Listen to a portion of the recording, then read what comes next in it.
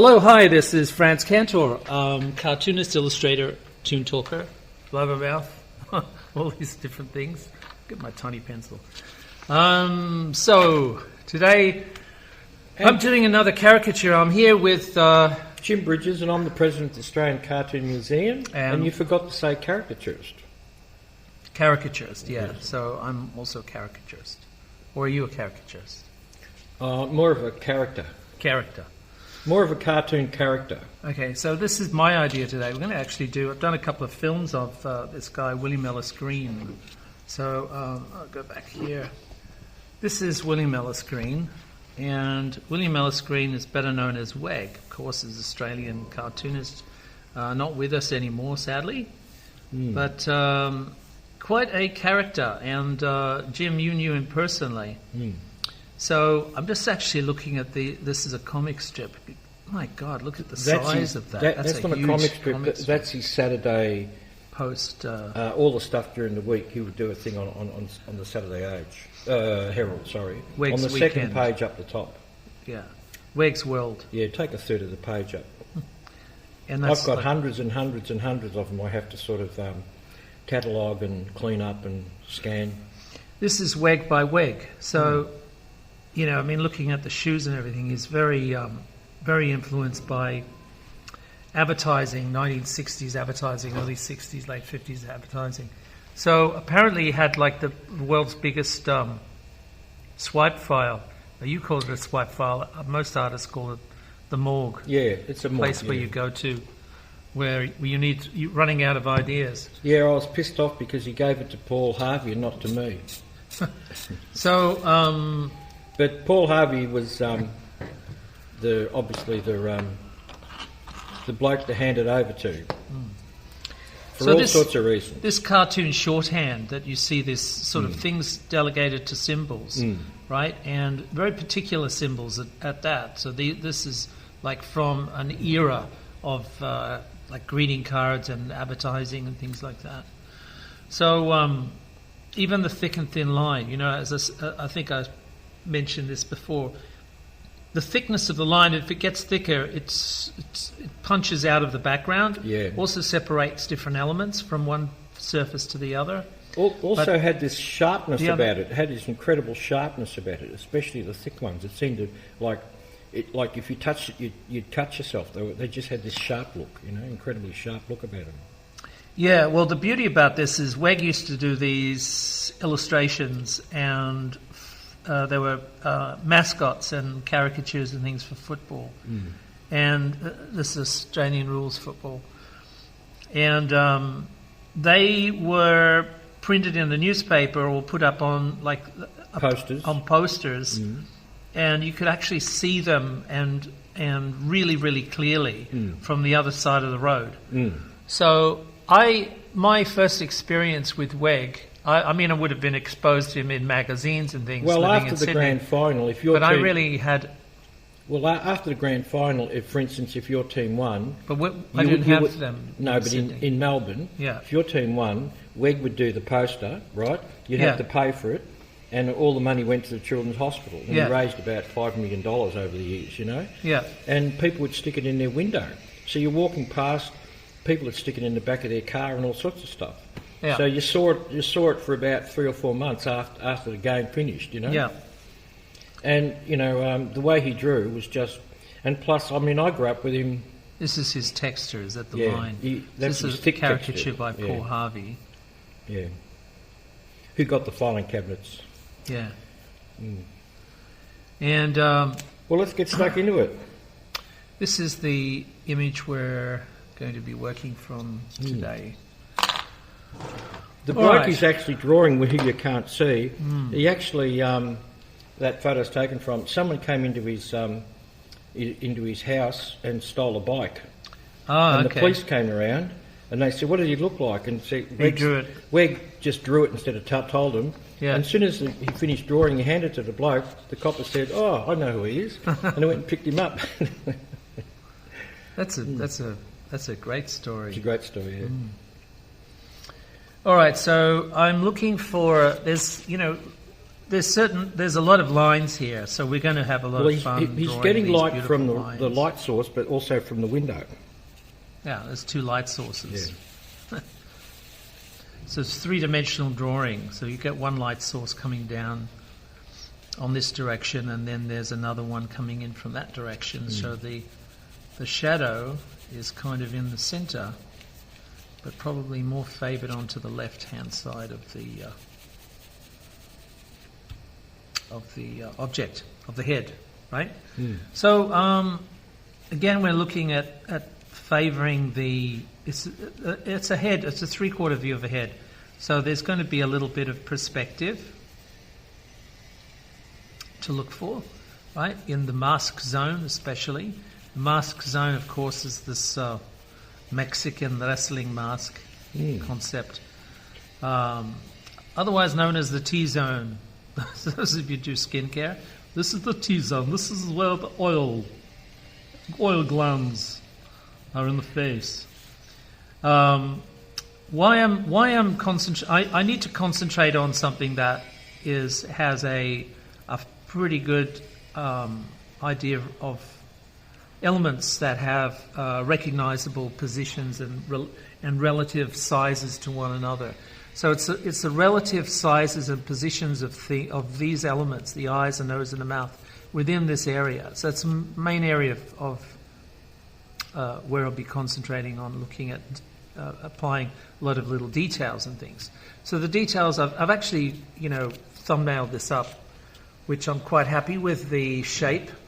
So rather than, most people looking at a head and thinking, well, there's an oval. If you try to keep an open mind and try to maybe work in a little bit of contour so that you get a bit of variety into that shape rather than just an oval, you got a good handle on still keeping it simple, which is part of the caricaturist's kit, part of the tool set, right? Simplify and exaggerate. The exaggeration is in finding the details, the little contours that you can play with, and then working with it. So I've done a little sketch based on my thumbnail, and now I'm going to work closely with the photograph and try to get into the sketch, the thumbnail that I've got, or the rough sketch, a lot of recognizable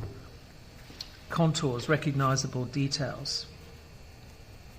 So again, referring back and forth to the character, you need to think about what shapes they are and how to best describe them with a pencil. So, sometimes allow yourself a little bit of freedom. Sometimes you can use a bit of license and create a simple concept, which is like what WEG did. He had a beautiful symbol library in his brain. Well, you see, that's one of the things that I realised very early when I started collecting, from 79 onwards, was that people in Sydney didn't know his work unless they followed football. And of course, his cartoons became synonymous with the Australian rules because he virtually invented all the club logos, mascots, yeah. And I think, and then of course they rechanged them over the years. And I think the only one that still exists is the Geelong one, the Cats, But I grew up with his. I had his stickers when I was just a little boy on my bike, because I barracked for Essendon. I found out years later when I got to know him, he barracked for Essendon, and he lived in the same street with Dick Reynolds, who was a great Essendon footballer. Yeah. And but WEG was a small man. And, what do you mean small? Like short? Yeah, he was a small man, but he was really incredibly energetic. Like when he'd draw, his hands would just swirl out, and he drew incredibly fast. He'd sort of capture someone very quickly. Well, he was very prolific, wasn't he? It was like a... Oh, yeah. He'd just sit there and... He had a daily task to draw. Even as an older man, he still had that incredible energy. And he had this intellectual energy as well. I remember he had a reasonable library, and he'd be at my place, and I had a huge cartoon library. And he liked certain. He talked about certain cartoonists all the time, but he mixed them all up with artists like Hoxsau and Lautrec and all that. He talked about cartoonists who he liked in that same breath, you know. And he's going through my books very quickly, very fast, just scanning them very quickly, faster than I would. And then he found this really slim book I just picked up about 2 days before that on Levine, who was the caricaturist for the New York Review of Books. David Levine, yeah. And he pulls it out. Oh, this is interesting. And I said I wanted to read it before I lent it to you, you know. But he ended up taking it home with him that day. And he just had this incredible curiosity about things, very fast. And he used to draw that fast. I just thought, well, you know, if you slowed down, you'd get more, you know, more. It'd be a lot more detail. But he just looked at me like I was a complete dill for saying it, because he only knew one way to draw, and that was fast. You know, everything he did was like that. Everything, reading the newspaper, sitting down, all the things he did, he just did it in a frantic, well, there's that saying, isn't it? Strike while the iron's hot, which means that, you know, don't delay, don't dilly-dally on the way. Just create a. But also, if you have an idea, go with it quick. Get it down. He'd grab a book and start quoting something from the book, but he had this marvellous, incredible. About 3 or 4 of us have seen it happen, and it's really unique. He would grab a book, big fat book. He was reading a book on Stalin, big fat book, and he didn't have the pages marked or bent over or anything like that or underlined. He just flipped through it really quickly, and within seconds he'd find the sentences after. And I just, you know, it was just remarkable. It'd just take your breath away how he could find it. He just had. What do you mean sentence? For a quote or something? A quote that wasn't marked in a huge book. He just flipped through it very quickly, you know, and find it. And there was no markings. He'd hand me the book, and I'm looking at the book, you know, thinking, has he bent the page over or something like that? It wasn't like that. So he had this really inquisitive, fast, and he had a fine mind. He was forever talking about history and politics. Although he wasn't he was cheesed off at politics because he felt that it's the same old game all the time. You know, people make the same mistakes over and over and over. Nothing ever changes. You look at old cartoons and current cartoons, the same old problems, you know. Yeah. But did he look at old cartoons? Was he like a cartoon historian? Did he look at? Oh, yeah. He knew his stuff. 1930s. He knew his stuff. He knew his stuff, and he could talk. He gave lectures on caricature, and I ended up with his notes. And of course, he was a. He would when he's finished with books, he'd give them to me, and they'd be all heavily underlined, and he would write things bullshit in the column, or he'd say fantastic, yes, use, you know, things like that. Right.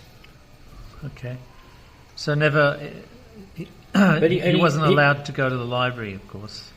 Sorry. They wouldn't never let him at the library. Well, to borrow a book. No, you know, and he'd come back. You see, he wanted to be an architect. Loved architecture. He was studying architecture at RMIT, but the war broke out, Second World War, and then when he came back, he met a famous artist called William Dargie, and William Dargie told him to go into art. And he started doing cartoons in New Guinea during the war, and he sent it back to Melbourne. Oh, yeah? Yeah. And he got a job at the Argus? No. Anyway, when he was I don't know, he had a touch malaria, I think, and he had some leg problem, and he was in hospital. I think Paul Harvey told that story with you in the other film.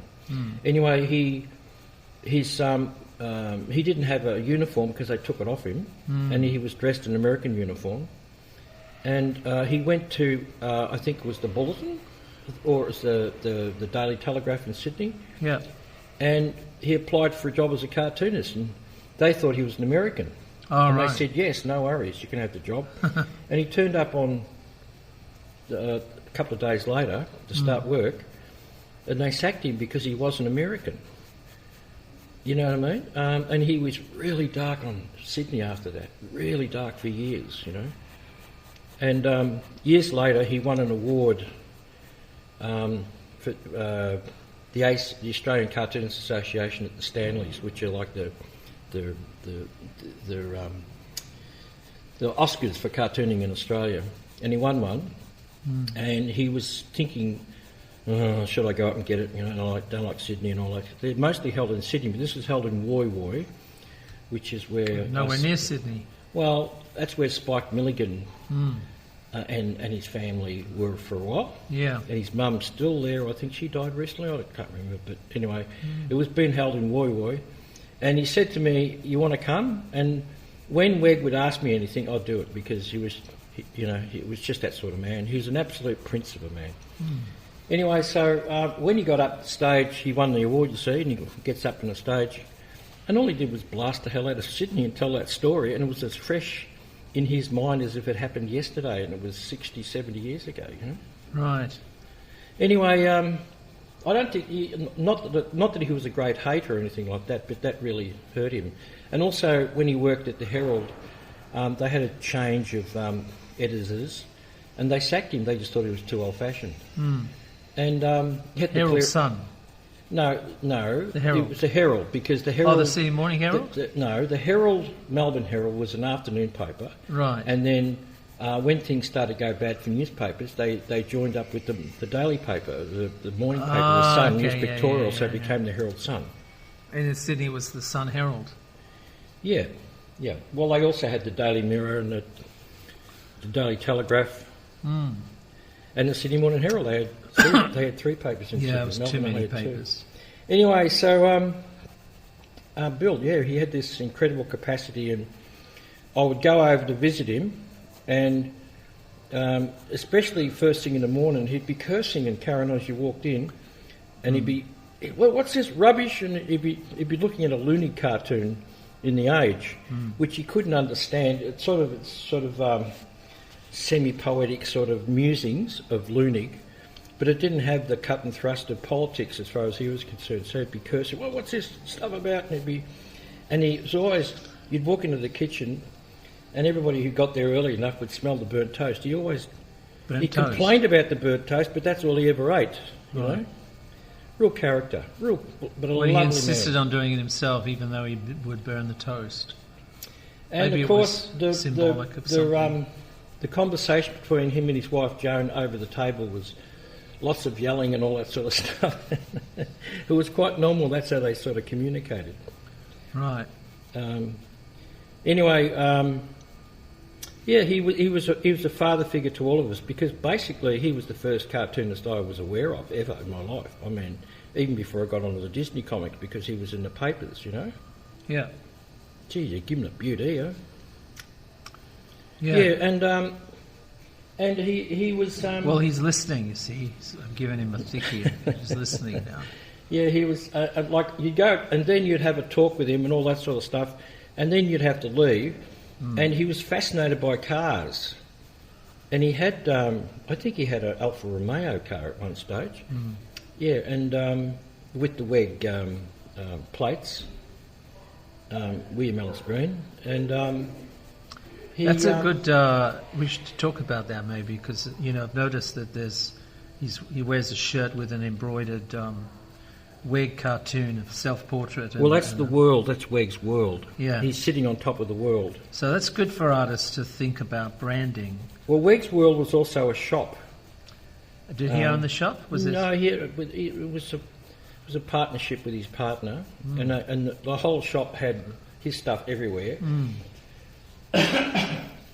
Social distancing, including posters on the ceiling. Coughed into his elbow, including posters, his football posters on the ceiling. Yeah. Anyway, so you'd be walking out to your car to leave, and he'd always have this bucket with a sort of mop thing in it, with soap in it, and he'd start washing your tyres. Sometimes he'd even wash part of your car. He was always, if you had dirt or mud on your car, he'd wash it off, right? This is part of the ritual of leaving his place. And of course, he'd always look in the back seat of my car because I'd going to op shops and second-hand bookshops picking up cartoon books. And he'd always have a look. He'd always go in there and he'd always find the one that I couldn't wait to get home to read. He'd always... And take that. Yeah. And of course, in a few years after that, he died. And I had to... I didn't want to ask his wife that they were my books because it looked like I was... So you had to pay for them again? Yes, so I had to pay for a few of them to get them back. But he gave me a lot of stuff over the years. He gave me wine, all sorts of stuff. And I had an infatuation with a woman in Holbrook, which was in New South Wales, over the border. And he was fascinated that these long distance relationship things, you know. So he used to send me letters and cartoons and stuff, and he would, and because I had all these filing cabinets with all the cartoons in it, he'd address it to me, care of the filing cabinet factory in Werribee where I lived, and he'd also refer to the lady over the border all the time. He was a lovely man. And he was basically the father figure of all the cartoonists. So do you have any favourite cartoons or series of cartoons or something that stands out? I mean, what else? Did he only do the cartoons? Did he only do cartoons and caricatures? No, he did. I mean, things. He worked for the Herald for about 40 years before they sacked him, and that's really sad. That really upset him because they told him to leave the property and they wouldn't even let him back in the property. And he was part of the furniture, you know. So there's these young Turks come in and sort of sacked him. That really upset him. I mean, I think he went into depression. Yeah, he went into depression, and I think he was going to a psych for about 2 years.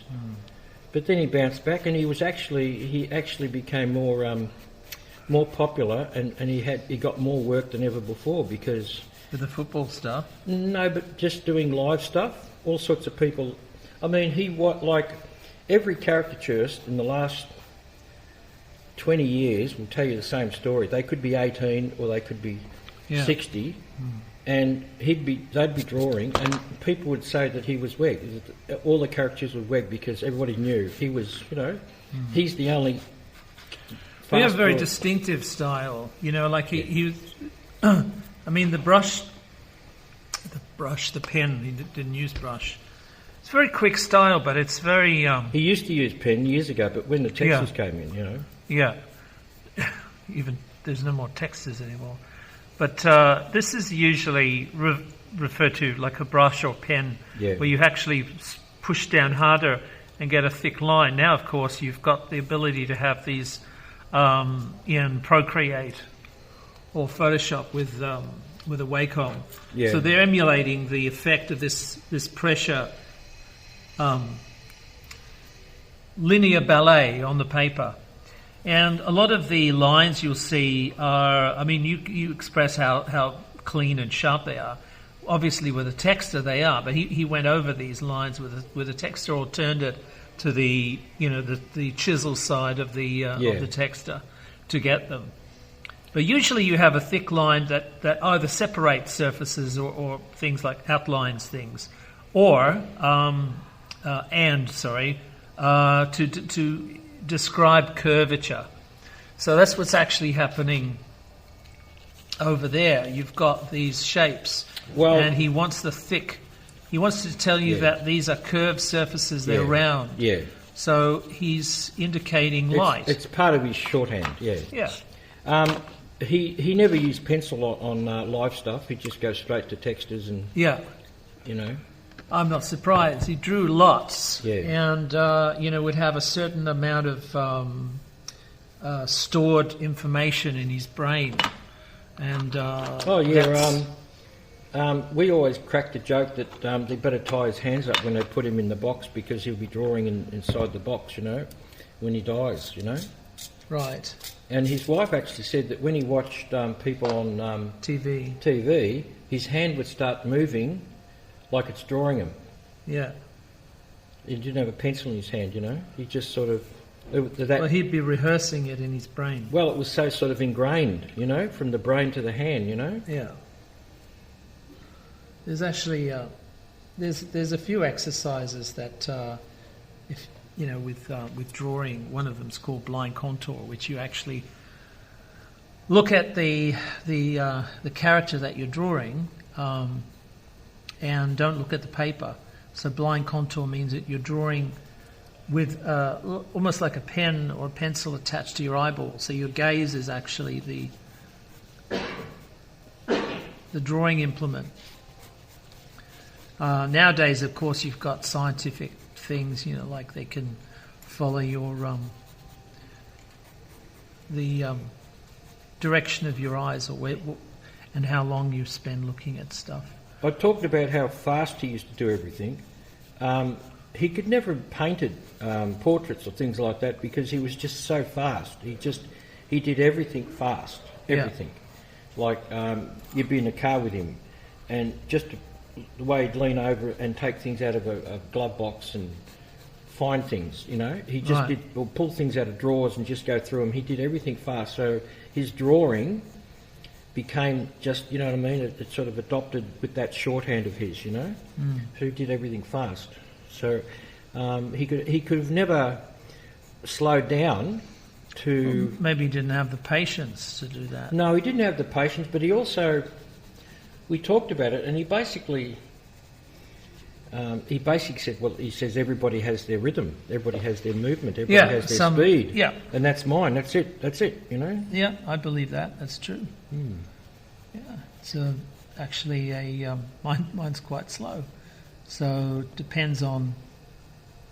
Well, for instance, you don't like doing fast stuff. Live fast caricatures, like... You don't. You've told me. You don't do it. Because there's nothing in my head. I don't have a whole set of symbols to rely on. I've got to actually I've got to find relevance to these lines on the paper. Well, I mean, when a complete stranger stands in front of you and you've never you know nothing about him except what you just see with your eyes, that's the detective work you have to do. And well, the drawing is the detective work. You find out. I'm finding out quite a lot about him.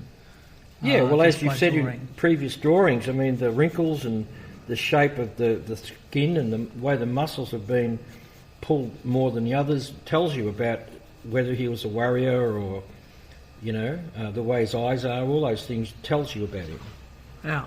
Well, there's a lot of conflicting lines in his face, so there's a lot of humour.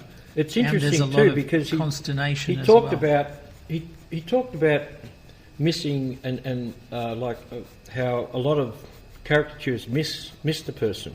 They don't actually get them. And I think we should talk about that later on, maybe in a future film. Well, it depends on what you mean by get them or miss them. Well, it's just that people can't see who it is. So you miss the likeness. Well, I mean, we love Bill's line, and everybody called him the Line King, L-I-N-E, King, because of his line. But, I mean, he was last of the old black and white men, although really Vane Lindsay's still alive. He'd be the very last. But they had different... Explain what a black and white man is. That's somebody who worked in newspapers. Yeah, well, they weren't illustrators. Well, they were illustrators as well. But they also worked big, and they just used black and white. They didn't use wash or anything like that. They just did black and white work, you know. And when Phil May came to Australia and worked for the Bulletin all those many, many years ago, he revolutionised because he'd simplified drawing down. Like, for instance, if a person had a black coat, that's it. It was just black. There was no shading. No, yeah, and he would just. They were all the drawings, all the sketching, all the lines, all those things were taken out, and they call it the black and white school from that point on. And WEG followed in that school, obviously, but he was influenced. Like, for instance, he always had a big, thick line at the back of the neck, and he sort of said, "Well, you see that holds it up. That line holds it up. That, you know," and he copied it off. different people. He was influenced by Coonahan and all sorts of people. But in particular, his style, in the 50s, there was another cartoonist called Wep. And his name was... He was also a painter. He became a painter and won a couple of Archibalds. All right. And his style totally influenced everybody. This is where the gap teeth came in characters, you know, just like the bits, lots of space between them. The thick and shortened, they squashed them down. He used to do covers for just trying to think, from the Woman's Weekly, colour covers. And I think he worked for the Daily Telegraph. I'm not sure as a political cartoonist. But everybody loved his style. It was 50s, and they copied him, and so did WEG. But WEG sort of, like if you look at the drawings of children, they're all, his kids are very short and they're all naughty. They're all naughty kids. And he's sort of, there's bits of Searle there, but you know, there's bits of Searle there from the Centrinians, but at the same time, WEG sort of kids were, you know, they were just, he used a lot more heavier inks and stuff like that, and they stood out very strong, as you say, across the road, you know. Well, yeah, you could see it from across the road, but he's also interested in, I mean, one of the things that I would find in his swipe file, his morgue, would probably be 1950s and 60s advertising illustration. Yeah, he had particularly access American. He had access to international papers working in the Herald, and he'd just get all these. I mean, every time I went it's a visual language a lot of cartoonists used at the time, and changed the face of advertising. And to a great extent, also cartoons simplified a lot of the cartoons. Yeah. Just look at the influence of Mr. Magoo, UPA cartoons, for example. Up until then, there wasn't a way really of putting jazz into an animated film. You'd have to, because animation was going down the road of becoming too literal. Lifelike, yeah. Yeah, like film. Yeah. And a lot of the cartoonists argued, well, what do you want to do that for? You've already got film. Why are you turning cartoons into film? Well, because Disney wanted to. Well, that was his plan. I mean, you know, when Disney died, he says his two greatest achievements were Mary Poppins and the statue of what they call animatronic of Abraham Lincoln, and it's so real, you know. That was in his mind. That was his greatest achievement. Yeah. So I mean, that's what all the strikes were at Disney, because they were doing the same stuff all the time. I mean, Disney pay as well, but was artistic. It was Disney cookie integrity. Disney cookie cutting, and which they do today. Yeah. But let's not get you on the cookie cutting, because you can talk about 10 hours about that. Yeah, getting back to WEG, he was, and of course he's famous for his football stuff. He'd always, he had his, he started off with the little cartoons, the pocket cartoons, and then they developed into bigger things. They were gags. Explain what these pocket cartoons are, because Paul tried to explain to me. They're actually tiny thumbnail-sized cartoon gags. I'm not sure. Which they would put in various places. No, they're single columns. The single columns in papers. Right. Like, for instance... did they always appear in the same spot in the papers? The Herald in the 20s had nearly, I think it had 10 columns on its pages of print. Right. Right? And later on it became, you know, less and less. The columns got bigger. And they would slot in. It's all about the actual process of running a newspaper. You have space. They'd have space, so it'd have to fit in that space. Right. You know what I mean? Yeah. So they became pocket cartoons because they're just... small. Yeah. Fit in your pocket. But I don't know if he actually started them. I think they came out of the war because the paper was short and all that sort of stuff. I mean, you've got to remember that prior to the First World War, people like Will Dyson... I'll tell you where they came. Was doing cartoons. One cartoon would fill the whole broadsheet, you know? Yeah. That's a big cartoon. That's what's that? That's A2, isn't it? Yeah. And then when the war came, because things were short, Second World War, paper was short, inks were short, all this sort of stuff. So the papers were thinner and shorter. So the cartoons went smaller. Mm. Yeah, but also the papers had to make a living. So, that's why they were there. They were money things. Yeah, they couldn't rely on subscription, so they had to get money from advertising. Yeah. So people would buy ads, and of course the ads would have to be. They try to sell the advertiser the biggest space, and there'd be sort of odd sizes that when you do the layout on the page, the sub-editors would have a problem. Yeah, that's because, they'd have these strange shapes. They'd have to redraw them and all that which sort of stuff. Which they'd have to, and they'd be there for hours. Yeah. To try to, make sense out of this page, so you didn't have any white space in the newspaper. Yeah. So you had to fill it with content and little cartoons, that were funny, and were able to be used in odd spaces like that were very popular. So when you work for a newspaper like the Herald, that's all you couldn't do anything else. So if you wanted to do other work, you'd have to moonlight. You'd have to change your name and style and all that sort of stuff. Because they had a contract. You work for the Herald and that was it. Well, you couldn't work for the opposition paper. But there's advertising, there's all sorts of, there's private, there's books, there's all sorts of things you can do. They tried to do that with me with Playboy magazine and Penthouse magazine, but I ignored it and worked for both of them for years. The thing, I didn't work for both papers though, rival papers. So you worked for Penthouse and Playboy at the same time? Yeah, but you couldn't work for for a newspaper. The Colossus of Rhodes, I can see it. You couldn't work for a newspaper, across that divide. Anyway, so after he got sacked, but before he got sacked, he'd built up to that WEG's Weekend, which had about 6 gags, a third of the page. How many years was that running for? Oh, a good 20 years, probably 30 years, Mm. And then just before he was doing dailies, but large ones about the size of an iPad, or a little bit smaller. Yeah. And then anyway, he was sacked. But then he went on, he was busier and more successful than ever after he got the sack because he could do anything he wanted. And he was doing comics, he was doing magazines, he was doing gags, he was doing lots of live stuff, and you'd go to what's live stuff? Functions. Well, functions, yeah. Weddings, bar mitzvahs, the whole lot. But he was the only, he just seemed to be the only one around doing it. You know really? What I mean? Oh.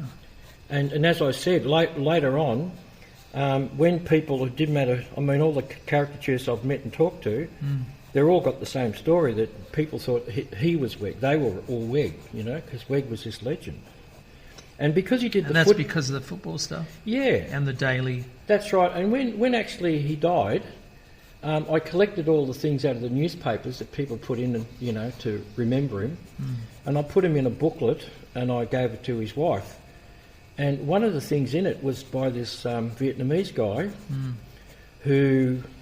His English wasn't very good, but he put this long thing in the deaths column, talking about how, to him, WEG represented Aussie rules. And all he did was illustrate the players but he had this aggression and they were sort of friendly pictures and stuff, We'll have to make a film about his football posters because they're legendary. And they're collectors and all that sort of stuff. But this bloke actually went on to say that he felt that when WEG died, football would never be the same and things like that. And people felt that to a certain extent that way because there were no more WEG posters going to come out. So he would. These were independent of the newspapers, were they? The football posters? No, they had the Herald logo on them, and the Herald. You see, that they were done. He would draw two. He like the teams in the finals. Yeah. He would draw both. But are these while he was at the paper? These are at the paper. These are at the paper. But you see, the newspaper he did them for 50 years. Right, longer than he was employed at the paper. Yeah, longer. I think he did 57 years. I'm not sure. So how did he do Herald Sun? Well, you see, they did a deal with the Children's Hospital, right, because the Children's Hospital always had an appeal, and all the things had to go into the all the monies raised went to the Children's Hospital. Yeah. So when he died, when he got sacked. So he's still working for them doing the posters? Yes, he would do those. It was a great tradition, and everybody, So it wasn't really sacked. So he was he was sacked. But From, it was sort of like the daily cartoon. It became more of a Children's Hospital Herald combination thing, not entirely Herald, And as Paul said in that last film you made, when he was sacked, all the cartoonists from the Age, which were the opposition, all wrote a letter, and they all signed it, all saying it's just despicable what happened to him. Did he carry any weight? No. Newspapers have a pretty brutal history. I mean, there's lots of stories of cartoonists going on holidays. When they come back, there's no job. And that's not just with the cartoonists, that's writers and all sorts of stuff. I mean, these media moguls, they're there to make money, not to, But you see, the newspapers in the old days were really important to everybody, They were just part of the day, And seeing WEG there all those times, he was just part of the furniture. Mm. Yeah, it's very, I was telling the story of, I would have been aware of WEG's illustrations in magazines, Australian magazines here and there, growing up. But when I moved to Melbourne, I went to a fair, a collector's fair, of ephemera. And the first time I've ever seen like a close-up poster, football poster of WEG's, and I saw it clear across the room, and I could tell it was him. It had that distinctive thick and thin, but mostly thick, very punchy, very clear, and a lot of energy and dynamics. Yeah, a lot of fun. Yeah, looked like he had a lot of fun doing them. You could really tell that. There was a lot of aggression, friendly sort of aggression. I don't call things like that aggression. I call it more like it's like energy. But he knows his stuff. Yeah. So the lines are very sure. They're sure as Picasso. Yes. He had that short. That's right. There wasn't too much in his rubbish bin. I know that because I went through them. Why would you do that? Hoping to get some of the best cartoons I've ever come across are in people's rubbish bins. Oh, okay. That's interesting. I don't know why that would be. He didn't have much of a rubbish bin anyway. No, he would just, it's contrary to him. He was so assured method. In his style. Yeah. He was so assured in his style, he just... Well, it's contrary to his work method, isn't it? Because he's got like that very sure... And when you watched him draw, it was like someone with a knife cutting into wood, Right. Okay, that's interesting. I didn't... he just had this sureness of line, Yeah. And handling... And he'd always stick the texture colour in his mouth, the bigger, while he was doing the finer work. Yeah, I often do that. Yeah. It's. When I'm just trying to think of Larry Pickering was famous for doing nude calendars of politicians. Yeah. And showing their penises and all that sort of stuff. Well, I always said that someone should draw your bill with a great big fat black texture colour between your legs, and he'd just grin at you, just grin at you. No one did, of course. He had so much respect. Oh, look at me, I'm not doing it. So much respect. Everybody respected him. we started something called the Mug Club. And before we started it, we all got together. We organised a dinner at a restaurant to sort of just get all the cartoonists together, right, for the first time, right? And did he win one? No. Just listen.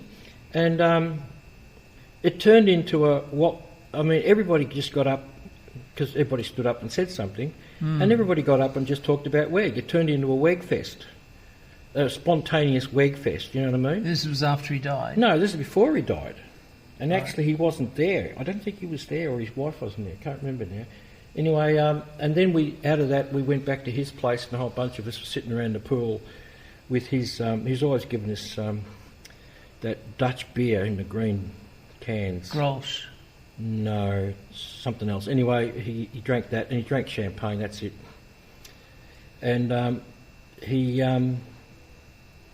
we worked out we'll do the Mug Club. We'll call it the Mug Club. Paul Harvey came up with the name, and it was basically where we organise a celebrity to come, and I go to the archive of the Cartoon Museum and I pull out all the caricatures on that person, and I blow them up to A3 and stick them on a wall in the restaurant where we held these dinners. Yeah. And we call it the Wall of Shame. And then whoever it was, Max Walker, whoever it was, would come along and he would talk, and then everybody would go around, and we had these menus printed. We called them menus without a menu, because when you open it up there's nothing in it, but you use that to go around and get all these cartoonists to draw you. So you've got a great memento of that night, and of course the celebrity would, because he's always copying it from the press, he could say anything he wanted, you know, because he was copying it from the cartoonist over the years. So we end up having, I think, 3 different mug clubs just about WEG, and the best one was his wake. It was wonderful, just wonderful. Yeah, very respected man. And missed too. I miss him. Yeah, he's certainly a larger-than-life personality. So well, he was a real character too, because, like, for instance, over the road, I mean, he knew all the personalities. Everybody knew him in Melbourne, all the political people and the sporting people and everybody. Everybody knew him. And there was a famous footballer, Lou Richards, who became a guy. He wrote an article in the Herald's, in the Sun news pictorial, about who was going to win and all that. And also he was pretty good on television early, the sport shows. And like a Rex Mossett. Yeah, Melbourne. Sort of like that. He was a character, you know. Anyway, he owned a pub across the road from the Herald and Weekly Times building. And he told everybody to come over. When he bought the pub, he told everybody to come over and give him free beers. So all the cartoonists and all the writers and journos went over there, and of course he didn't give them free. So WEG was cheesed off of that, and I had a function room upstairs. So what he did, he bought a lobster that was going off, and he climbed underneath the table. It was a table, function room table, large table, ornate, you know, big legs, and he nailed this lobster, this crayfish, to the underside of the table. Right. And of course, after a couple of days, it started to stink. Yeah. And they brought all these people in, they looked everywhere and they couldn't find it, because you don't expect to find a lobster nailed underneath the... Yeah. And so that he did things like that for revenge, you know. It was very funny. Well, you can certainly see he has that propensity for practical jokes. There's a lot of lines that are in opposition, especially there's these vertical lines here. What does that mean when you have those almost crossword puzzle lines on a face? What do you? Well, it's opposing ideas and opposing thoughts and opposing feelings. There's conflict in the expressions, and they're long enough to be recorded in the face. Yeah. So there's a lot of like he could be very angry and he could be very happy, and probably within a space of half an hour. Yeah. They're quite quick, because these lines are very very definite, so it would happen quite a lot, probably in the course of a day. I think he'd go through a lot of different mood swings and things like that. A couple of years before he died, on his birthday, I bought him a a small book on Frank Lloyd Wright, and it was quite small. It'd be about because he loved architecture. Yeah, 5 inches by 5 inches, but it was thick. Yeah, and it virtually had every picture. He had, all these diagrams houses. of everything he ever did. Yeah. And when he used to pick up his grandkid, he'd drive to the school and sit in the car and pull the book out and just sit there and look at it. And he told me it was one of the best presents he ever had, and that always nearly brings tears to my eyes, because I actually did something for him, you know what I mean, that he really appreciated. But he was getting back to this energy of his. He did everything fast, as I said, and even you'd walk in and he'd start talking about Stalin, because he's just read this book about Stalin, or whoever it was, and then he'd start talking about how Stalin this and Stalin that, and then within seconds we're talking about Napoleon. And then he'd talk about Napoleon going to Russia, and then you'd be, you'd be transfixed and talking about the big band era. Yeah. And how Frank Sinatra started in the big band era, and then you'd move on to something else, and this is the conversation. It was like a tennis match of ideas and quotes. That's interesting. And I love this. Can I ask one question? Yep.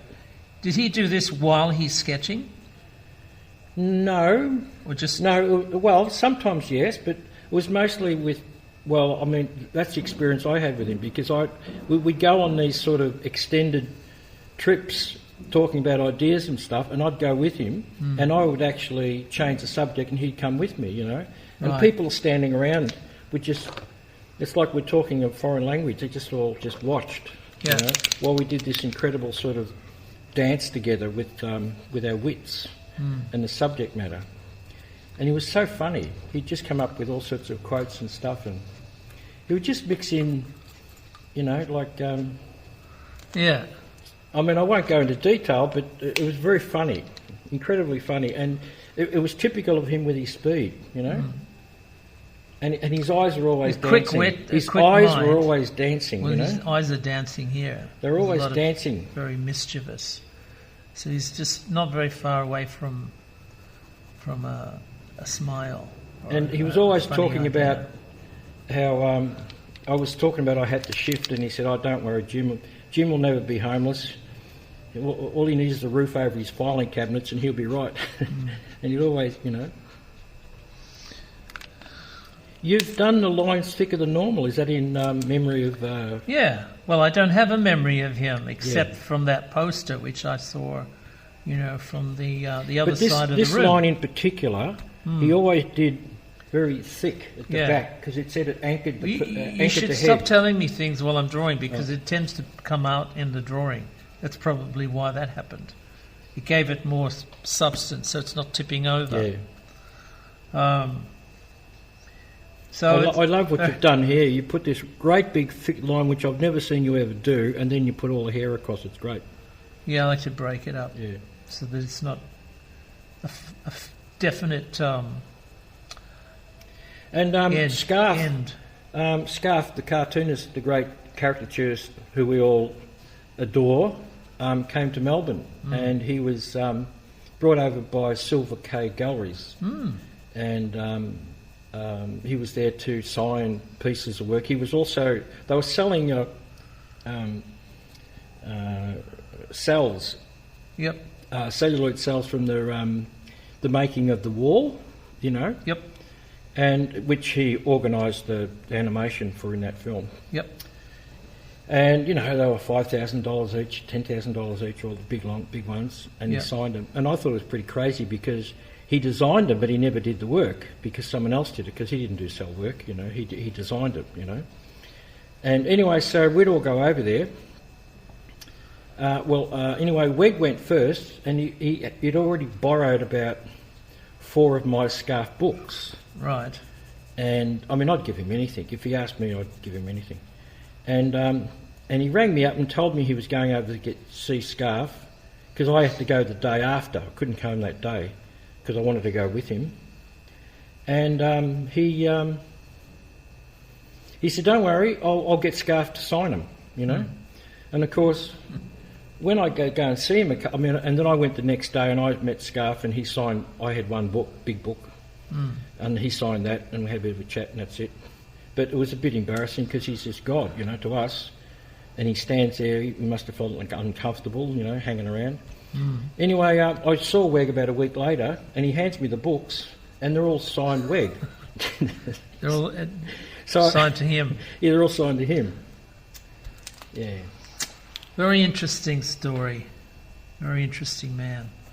So he's, you know, quite, it's a pleasure to actually get to do WEG. I know there's a lot of memories for you and for all of the cartoonists out there. I'm sorry I haven't met him, but you know, I was aware of him, albeit probably more subconsciously, as I said. And also, he used to love reading the New York Review of Books, which came out separately to the New York Times. And he ordered them from some place over in Toorak, and of course every so often he'd go over there and there'd be 3 months worth of books waiting for him, you know. They're basically newsprint, you know. And of course he loved reading the articles, and they're full of David Levine's pictures, which we spent many hours talking about caricature, especially David Levine, because he loved him. Right. And but his style is so different because David Levine has this classical cross-hatching style that WEG didn't have at all, you know. And then we'd have these discussions, and he'd say, "Something's wrong. Look at his line. Look at his line. You know, it's sort of gone off. What's going on, you know?" And I'd say, "Well, it looks like to me he's had a stroke," but he's continued to sort of draw, maybe with the other hand, and it was apparently that's what happened, you know. Really? But I would get to his place, and after he'd read all these things, he'd chuck them out, you know, and he'd always give them to me. Well, he used to give them to Vane Lindsay too, but he started to give them to me. And you go home with about 6 months worth of about 30 copies. They come out weekly, so about 30 copies, half a year. And you'd flip through them, and then there'd be long articles about Nicaragua and all that sort of stuff, and the politics. And of course, WEG's read the whole lot in his fashion, and he's underlined all these bits that he disagrees with or he really likes, you know. Yeah. And it was sort of interesting because you're following his footprints, his mental footprints, you know. Right. And then I would cut out the cartoons of Levine. I've got a very large collection of Levines because of WEG. Ah. Yeah. I must go through that file. It's very interesting.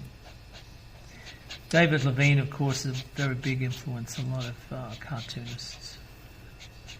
So well, he's a big influence, but very few people could draw like him. Yeah, that's true. That's true. And it's funny because Spooner in Melbourne does. He has his own distinct style of cross-hatching. And WEG always used to complain. He didn't know Spooner. He'd always complain about how Spooner was ripping off Levine. And I'd say, "Oh, I don't think so, Bill." "Oh, no, of course he is, you know, blah, blah, blah." And anyway, one night they actually met, and I was there for the first time they met, and Bill started getting stuck into him about ripping off Levine. And then John fought back, as he does. Yeah. And then they sort of reached this sort of Mexican stalemate. They're getting nowhere.